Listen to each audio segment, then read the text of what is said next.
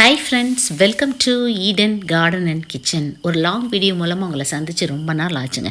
நிறைய பேர் ரொம்ப நாளாகவே அக்கா நீங்கள் பாட்னி டீச்சரா, பாட்னி மேஜரா, என்ன படிச்சிருக்கிறீங்க, எப்படிங்க உங்களுக்கு இவ்வளோ ஹெர்பல்ஸை பற்றி தெரியும், இந்த கொஸ்டின் நிறைய பேர் ரொம்ப நாளாக கேட்டுட்ருக்கிறீங்க. பேசிக்காக நான் ஒரு பயோகெமிஸ்ட்ரி நியூட்ரிஷன் நான் படிக்கும்போது டபுள் மேஜர், ஸோ ரெண்டுமே நான் படித்தேன். அதெல்லாம் கொஞ்சம் சுமாராக தான் படித்தேன். ஆனால் பாட்னி எனக்கு ரொம்ப ரொம்ப இன்ட்ரெஸ்ட், நிறைய படித்து தெரிஞ்சுக்கிட்டேன். இந்த இயற்கை மீதான காதல், மூலிகையை பற்றின தேடல், இதெல்லாமே 10வது வயசுலேயே எனக்குள்ளே விதைக்கப்பட்டது. சரிங்களா? இதே எனக்குள்ளே விதைத்தது யார்? குறிப்பாக இந்த மூலிகை கூந்தல் எண்ணெய், ஹெர்பல் ஹேர் ஆயில் தயாரிக்கிறத எனக்கு அறிமுகப்படுத்தினது யார், நான் யார்கிட்ட கற்றுக்கிட்டேன், எல்லாத்துக்குமான விளக்கம் இந்த வீடியோவில் இருக்குது.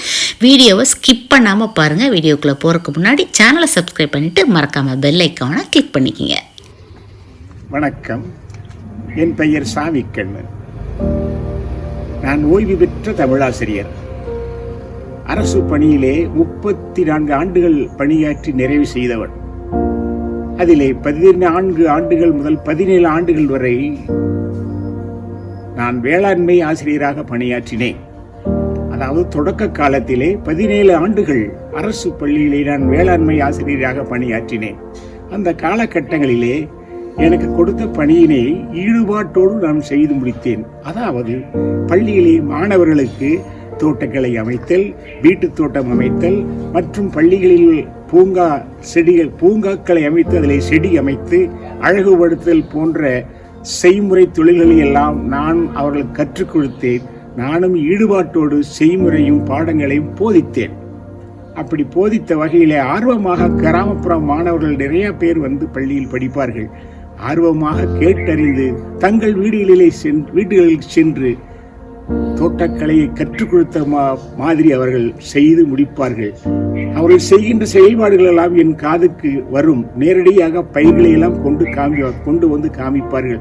நான் மிகவும் மகிழ்ச்சி அடைவேன். என்னுடைய மாணவர்கள் என் சொல்லுக்கு கீழ்ப்படிந்து நடக்கிறார்கள் என்பதை குறித்து நான் மகிழ்ச்சி அடைவேன். எனக்கு பள்ளியிலே வெகுவாரியான பாராட்டுகள், வெகுமதிகளும் ஆசிரியர்கள் மத்தியிலே கிடைக்கும். அந்த 17 ஆண்டு காலத்திலே பள்ளியில் வேலை செய்தது போக எஞ்சிய நேரங்களில் நான் வீட்டு தோட்டத்திலே, என்னுடைய ஊரிலே வீட்டு தோட்டம் அமைத்து அந்த வீட்டு தோட்டத்திலே என் மனைவியும் மக்களையும் ஈடுபாடோடு ஈடுபடச் செய்தேன். அவர்களும் இன்முகம் கொண்டு எனக்கு ஆதரவு கொடுத்து தோட்டக்கலைகளிலே அவர்கள் சிறந்து விளங்கினார்கள். அவர்களுக்கு பயிர் செய்வது, சிறு செடிகளை பயிர் செய்வது, நாற்றுக்களை நடுவது, நீர் பாய்ச்சுவது, எரு உரங்கள் இடுவது பற்றி எல்லாம் சொல்லிக் கொடுத்தேன். அந்த வகையிலே அவர்கள் அதை பயிற்சியாக எடுத்துக்கொண்டு அதை ஆர்வமாக அதிலே ஈடுபாட்டோடு இருந்தார்கள். அன்பானவர்கள், அப்படி அல்ல, அவர்கள் ஈடுபாடு பின்னால் ஒரு பெரிய வளர்ச்சியாக பரிணமித்தது. அதாவது வீட்டு தோட்டத்திலே சிறிய பயிர்களை பயிர் செய்து குறுகிய காலத்திலே நிறைவான நன்மைகளை பெறத்தக்கதான விதைகளையும் செடிகளையும் நட்டு பயிர் செய்தோம். நாங்கள் அதில் எண்ணற்ற நன்மைகளை அடைந்தோம். மட்டுமல்ல, நாங்கள் பெற்ற அந்த நன்மைகளை அக்கம் பக்கம் இருந்தவர்களுக்கு பகிர்ந்து கொடுத்து மகிழ்ச்சி அடைத்தோம். அவ்விதமாக அமைக்கப்பட்ட வீட்டு தோட்டத்தில் உள்ள அநேக மூலிகை செடிகளையும் வளர்த்தோம். கீரை செடிகள், மல்லி செடி, புதினா போன்ற செடிகளை எல்லாம் பயிர் செய்து அதில் பயன்பெற்றோம், மற்றவர்களுக்கும் கொடுத்தோம். இடைப்பட்ட பகுதிகளிலே மூலிகை செடிகளை வளர்த்தோம். அதாவது கரிசலாங்கண்ணி, கருவேப்பிலை, மருதாணி, பொடுதலை போன்ற பயிர்களையும் வளரச் செய்தோம், பயிர் செய்தோம்.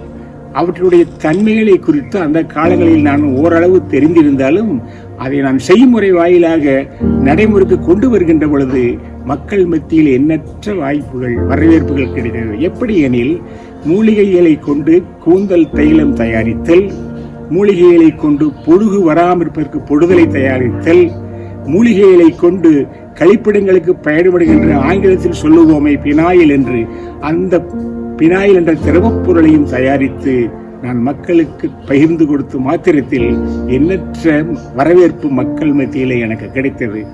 இது எப்படியோ அதிலே அந்த காலத்தில் என் மகள், அவளுக்கு இதிலே உள்மனத்திலே அடித்தளத்திலே இது நன்று பாடமாக அமைந்துவிட்டது.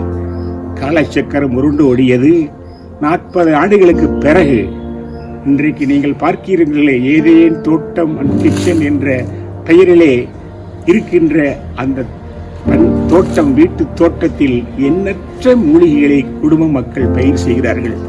அனைவரும் ஈடுபாடோடு இருந்து கவனம் செலுத்தி அதிகமான மூலிகைகளை பயிராக பயிர் செய்து அந்த மூலிகைகளுடைய தன்மைகளை என்ன என்பதை அறிந்து கொண்டு அவற்றையெல்லாம் மக்களுக்கு விநியோகித்து வருகிறார்கள் என்பதை குறித்து நான் மகிழ்ச்சி அடைகிறேன். ஏனெனில் இடைப்பட்ட காலங்களில் துறை தமிழ் துறையாக மாறியதினால் எண்ணற்ற பணிச்சுமைகள், வேலை சுமைகள் அதிகமானதினாலே நான் வேளாண் துறையில் அதிகமான கவனத்தை செலுத்தவில்லை. இது எப்படியோ பிற்காலத்தில் 40 ஆண்டுகளுக்கு பிறகு என் அருமை மகளும் மருமகனும் பேரப்பிள்ளையும் மற்றும் உடன் வேலை செய்த அத்தனையோடைய கூட்டு முயற்சியிலே வீட்டு தோட்டத்தை அமைத்து மீண்டுமாக சொல்லுகிறேன், எண்ணற்ற கணக்கிலடங்கா மூலிகைகளை எல்லாம் உற்பத்தி செய்து அதனுடைய மருத்துவ குணங்கள் என்ன, தன்மைகள் என்ன என்பதையெல்லாம் அறிந்து மக்களுக்கு அதை விநியோகித்து வருகிறார்கள். மக்களே, அது மட்டுமல்ல, நீங்கள் பயனாளிகளாக இருந்து பயன்பெறுவதை குறித்து நான் மகிழ்ச்சி அடைகிறேன். இன்னொன்று, நீங்கள் கொடுக்கின்ற பாராட்டுதல்களை ஆங்கிலத்தில் சொல்லுவோமே யூடியூப், அதன் வழியாக காணுகின்றேன். என் மகள் சர்மிளாவுக்கு நீங்கள் கொடுக்கின்ற ஊக்கமும் உற்சாகம், அதாவது அவருடைய வீட்டு தோட்டத்திலே உற்பத்தி செய்யப்படுகின்ற அபரீதமான மூலிகை பொருள்களை எல்லாம் நீங்கள் வாங்கி பயன்பெற வேண்டும். அதனுடைய தன்மைகளை எல்லாம் என்னென்பதை அறிந்து நீங்கள் ஆரோக்கியமாக வாழ வேண்டும் என்பது என் மிகவும் ஆசையுள்ளவனாக இருக்கிறேன். உங்கள் வழியாக நல்ல சான்றுகளும் பாராட்டுகளும் கிடைப்பதை குறித்து நான் பெரும் மகிழ்ச்சி அடைகிறேன். என் பிள்ளைகளுக்கும் குடும்பத்தாருக்கும் நல்ல சான்றுகளை நீங்கள் வழங்க வேண்டி விருப்பத்துடன் முடித்துக் கொள்கிறேன். நன்றி, வணக்கம்.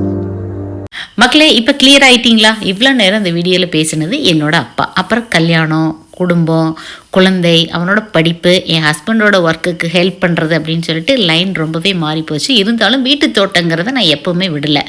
வீடெல்லாம் ஷிஃப்ட் பண்ணும்போது பார்த்தீங்கன்னா என்னோட செடி கொடிகளை தூக்கி வைக்கிறக்கே ஒரு சின்ன டெம்போ பிடிக்கிற மாதிரி இருக்குங்க. அப்புறம் சொந்த இடம் கிடச்சா சும்மா இருப்போமா? முடிந்த அளவுக்கு காய்கறிகளும் கீரைகளும் வெளியில் வாங்காமல் இயற்கையான முறையில் வீட்டில் விளைந்தது தான் எடுத்து சாப்பிடணும் அப்படிங்கிறதுல என்னால் முடிஞ்ச அளவுக்கு வேலை பண்ணிகிட்டு இருக்கேன். சரிங்களா? எண்ணெய் காய்ச்சறதெல்லாம் அதுக்கப்புறம், ஃபஸ்ட்டு இதுக்கு தான் ப்ரியாரிட்டி. சொந்தக்காரங்க யார் வந்தாலும், அடப்பாப்பா இன்னும் நீ விடலையா, சின்னதுலேருந்து இப்படி தான் செடி கொடின்னே சுற்றிட்டு இருக்கிறியா அப்படின்னு எங்கள் அத்தைமார்கள்லாம் எனக்கு கிண்டல் பண்ணுவாங்க. என்னோட அத்தைமார்கள் ஒரு நாள் வந்து என் கார்டனை விசிட் பண்ணாங்க. பழைய கிளிப் இது. என்னோடய வீட்டு தோட்டம் என்னோட மிகப்பெரிய ஸ்ட்ரெஸ் பஸ்டருங்க. அப்படியே கொஞ்சம் டைம் இருக்கும்போது என்னோடய பழைய வீடியோஸ் 4-5 வருஷத்துக்கு முன்னாடி வீடியோலாம் பார்த்தீங்கன்னா உங்களுக்கு தெரியும். இந்த வீடியோ உங்களுக்கு பிடிச்சுன்னா மறக்காமல் லைக் பண்ணி, ஷேர் பண்ணி, கமெண்ட் பண்ணுங்கள். ஒரு 10 செடியாவது வீட்டில் வைக்கணும் அப்படின்னு வீட்டு தோட்டம் வைக்கிறதுக்கு முயற்சி எடுங்க. வெளுக்காத சாயம் விவசாயம். நன்றி, வணக்கம்.